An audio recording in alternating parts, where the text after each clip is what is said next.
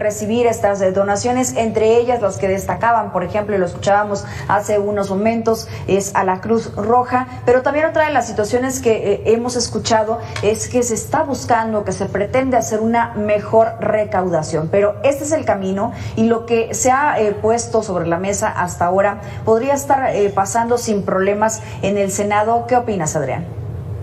Sí, como bien dices, se estaba discutiendo en la Cámara de Diputados, aprobada el 20 de octubre y en la Cámara, para pasar a la Cámara de Senadores, los cuales tienen hasta finales de este mes para aprobarla. A grandes rasgos, yo diría que la miscelánea fiscal se podría decir que gira en torno a 3 ejes principales, que son medidas de control, de claridad y de simplificación en el pago de impuestos, y todo esto va en sintonía, por así decirlo, con el discurso que se ha manejado en esta administración desde el principio, que es de mejorar la administración tributaria sin la creación de nuevos impuestos y sin aumentar las tasas de los ya existentes.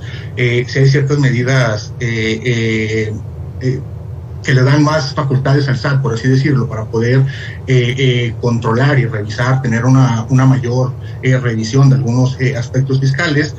Busca también aclarar ciertos, quizás algunas cuestiones de la ley se puede prestar a diferentes interpretaciones, entonces buscan cerrar también este tipo de huecos legales, haciendo ciertas aclaraciones en el mismo escrito de la ley del ISR, del IVA, del IEPS, del Código Fiscal, para dejar más claro lo que se pretende hacer, y son este tipo de cambios así buscando cerrar huecos legales para mejorar la recaudación y tratar de evitar la evasión y elusión fiscal.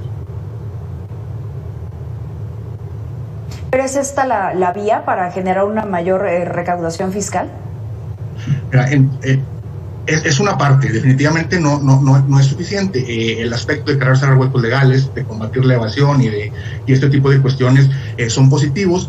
Sin embargo, hay que recordar que México recauda muy poco. Es de los países de la OECD, e inclusive si lo comparamos no solo con los de la OECD, que normalmente son países de altos ingresos, sino con países de ingresos similares como puede ser Argentina, Brasil, etcétera, la recaudación de impuestos medida como porcentaje del PIB es demasiado bajo. Está bien que se esté quizás allanando el camino con algunas de estas medidas, pero hace falta una reforma fiscal a fondo en donde se consideran otros aspectos para que realmente se pueda incrementar de manera considerable la recaudación, sobre todo considerando que las presiones de gasto que se vienen son muy fuertes en diferentes temas, como el pago de intereses de la deuda, también el tema de las pensiones, que cada vez está, cada año va a irse incrementando por la pirámide poblacional que está cambiando.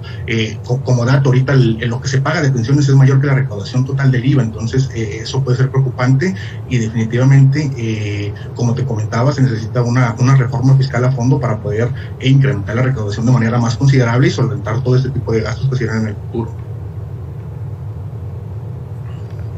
Oye, y dime una cosa, Adrián, y sí, tienes toda la razón, ha sido uno de los aspectos que año con año se ha mencionado, y me parece que nadie le ha entrado al toro por los cuernos respecto a recaudar más y mejor en todo el país, sobre todo en la situación en la que estamos, sobre todo en la que ha crecido justamente este sector de la población en el que pues no aporta, y los que sí aportamos pues de repente tendemos a aportar un poco más, es decir, que sea equilibrado en nuestro país. Pero esta reforma de fondo y de forma también que se tiene que hacer, ¿es viable que se haga en esos momentos en nuestro país? Porque hablaba también los diputados de oposición que lo que está buscando el gobierno federal es tener mayores recursos, pero para las obras estructurales que tiene proyectadas el gobierno, o para los programas asistenciales, y no realmente para generar un bienestar en el país.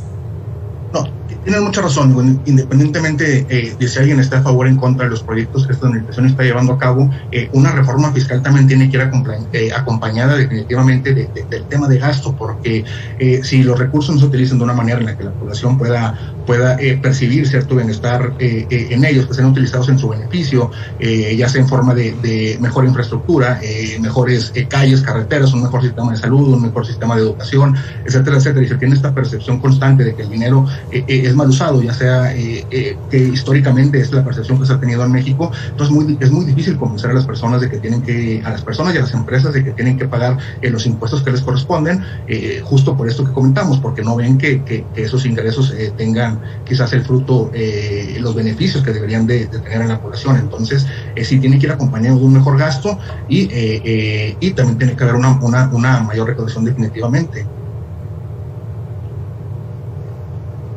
Oye, estuvimos en entrevista también con Diana Bernal, ella es ex procuradora de la defensa del contribuyente, y nos decía que con esta ley de ingresos 2022 y la miscelánea fiscal, el gobierno federal está haciendo una apuesta riesgosa porque pretende combatir a los evasores de impuestos y con ello adquirir alrededor, y nos da esta cifra de 1,5 billones de ingresos adicionales. Si te parece bien, vamos a escucharlo y tú nos dices tus impresiones. En primer lugar, ya el SAT tiene acceso a todos los depósitos bancarios. Pues eso ya sucede con RFC o sin RFC. Si una persona tiene depósitos en el banco, el SAT la puede utilizar para enviarle una carta de invitación. Entonces, eso es falso. No se va a gravar o no se va a causar impuesto por nada que no cause impuesto. ¿Es falso los argumentos que están dando? ¿Qué nos dices, Adrián?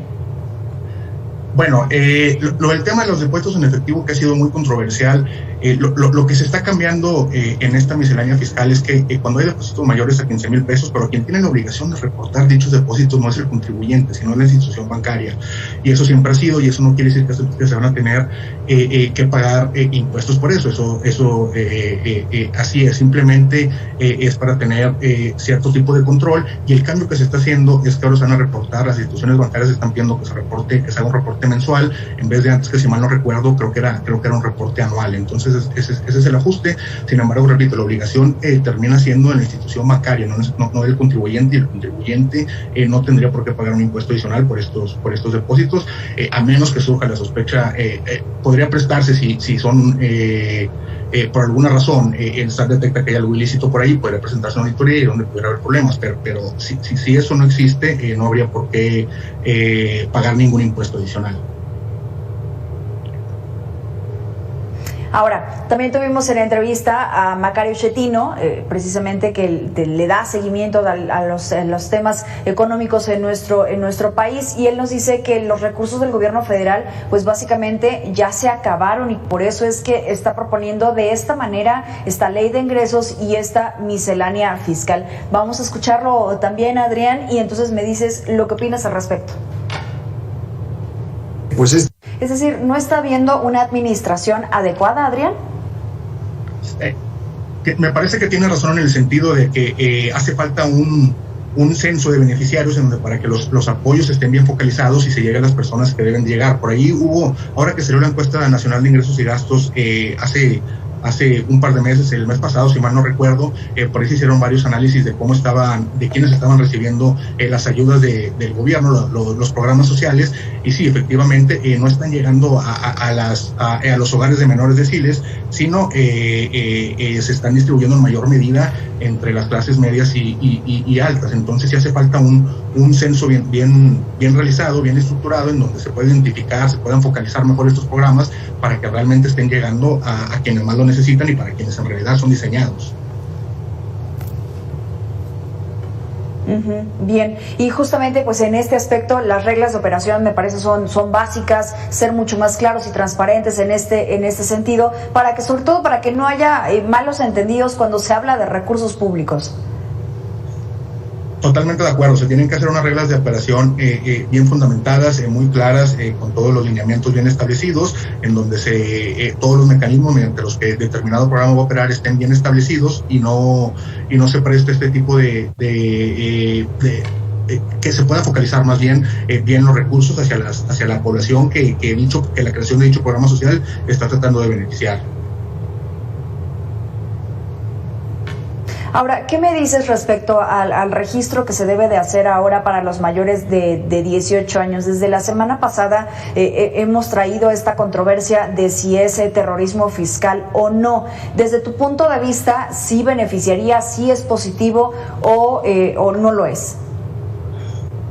Lo que se está argumentando en la propuesta es que se utilizaban a los menores de edad que no tienen registro como para hacer transacciones ilegales, quizás como para utilizar los nombres para este tipo de transacciones, y al ponerse este tipo de medidas, lo que se tenía la la parte negativa quizás era que si podría haber un castigo monetario de algún tipo o inclusive de algún otro tipo a los menores a los mayores, perdón, 18 años que no se inscribieran. Y ahora en las modificaciones que se aprobaron en la Cámara de Diputados se agregó que no habría ninguna penalización a quienes no lo hicieran.